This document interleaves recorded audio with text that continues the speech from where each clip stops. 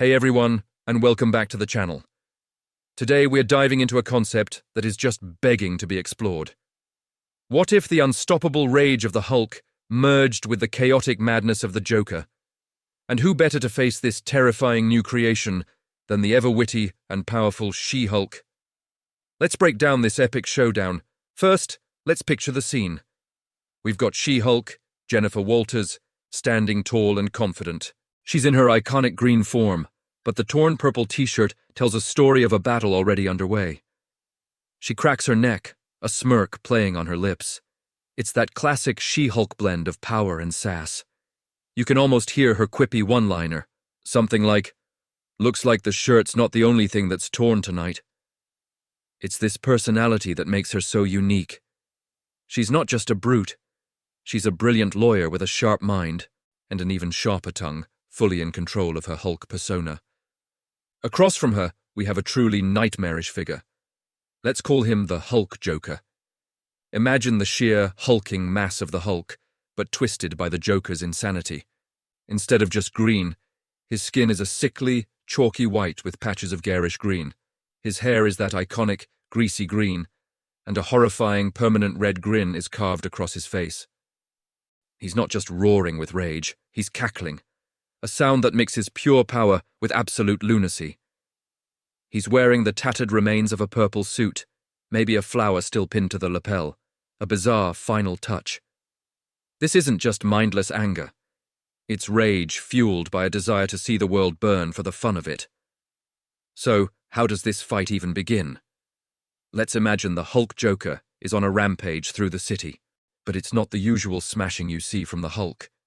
It's calculated chaos. He's not just breaking buildings, he's turning a bank into a twisted carnival, replacing traffic lights with whoopee cushions that explode, and releasing laughing gas from the sewers. It's a performance, a grand, deadly joke, and the entire city is his unwilling audience. The regular heroes are struggling because they can't predict his moves. He's as strong as the Hulk, but as cunning and unpredictable as the Joker. This is where She-Hulk steps in. While others see only destruction, Jennifer Walters, the lawyer, sees the twisted logic behind the madness. She understands that this isn't just about punching harder. It's about outsmarting an opponent who operates on a different level of sanity. She's the perfect foil. Her intelligence and control are the direct opposite of his chaotic, rage-fueled insanity. The initial confrontation would be explosive. The Hulk Joker would probably start with a taunt, his voice a gravelly laugh. "Why so serious, Greenie? Let's put a smile on that face," followed by him, hurling a city bus at her like a toy. She-Hulk would catch it, of course, her strength easily matching his. But this is where the fight gets interesting. For every punch she throws, he has a trick, an acid-squirting flower, an exploding joy buzzer with the force of a grenade, or a deck of razor-sharp playing cards. She-Hulk would have to adapt her fighting style. This isn't a brawl in an alley. It's a battle of wits and wills on a citywide scale. She'd use her environment, not just as a weapon, but as a way to contain him. She might use her legal knowledge to find loopholes in his game, turning his own rules against him. Maybe she realizes his chaos has a pattern, a twisted rhythm she can disrupt. For example, if he's targeting things in alphabetical order, she could get ahead of him and set a trap. The psychological aspect of this fight is huge. The Hulk Joker would try to get under her skin, mocking her, trying to push her into losing control, and becoming a mindless brute, just like the original Hulk. He'd say things like, "Come on, let the monster out! It's more fun, isn't it? We're not so different, you and I." He's trying to break her spirit, to prove that deep down, everyone is just one bad day away from being like him. But that's his biggest mistake. She-Hulk isn't afraid of her power. She has embraced it. She's integrated her Hulk side with her human side. She would probably fire back with a line like, "Sorry, I prefer my brand of chaos in a courtroom, not a circus. And trust me, I always win my cases."